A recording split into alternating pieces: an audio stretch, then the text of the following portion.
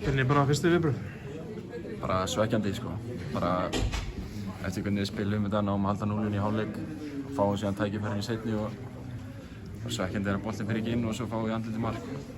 Hvernig var fyrir þig að fá að byrja þannig leik? Bara geggjað og bara mjög þakklátur í tækifæri og reynda að taka það og ég fekk eitt gott færi að það hefði verið fínt að setja hann en það var bara geggjað að spila svona leiki en bara leiðilegt, úrslitin leiðileg. Hvernig upplifir þetta skallafæri vantarlega sem talum? Bara að reyna að setja hann í jörðina og nota hann geti spýst inn en ég er kannski að reyna að ná honum í hitt hornið eftir á en ég meina hann verið þetta ágætlega. Þú vonað að fá þetta kall og hvað voru svona viðbrögðin þegar þú félst á þetta?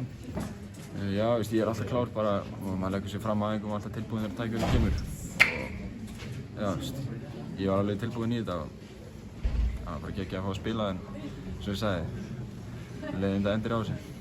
Hvernig varst bara stemningin inn í klefa? Hvað sögðu menn? Nú eftir leik?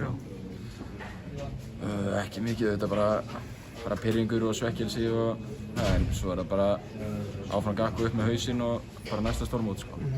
Hvernig bara eru menn að hugsa bara, það er EM bara næst, við ætlum að Já, ég meina við verðum bara að læra af þessu, það er eina sem við getum gert í þessu að við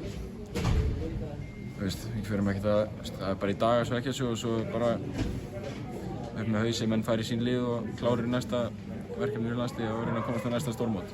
Verður menn fá svona tækifæri vantarlega fyrstir bara í meira þegar þú ert spilað fleiri Jú, svona maður leiki? fær bara smjörþögin að þessu og langar að vera partur af einhverju starfi þegar við förum á næsta stórmót. Hvernig var bara að spila þennan leik og bara þetta occasion einhvern veginn? Bara geggjað, það var góð stemming á vellinum og manni leið bara vel. Auðvitað vorum við að verjast en maður þarf bara að taka það skilur og við fannst fyrir álugjörnum bara solid. Náðum að það var svona 50-50 mikið stöðu bara á vellinum.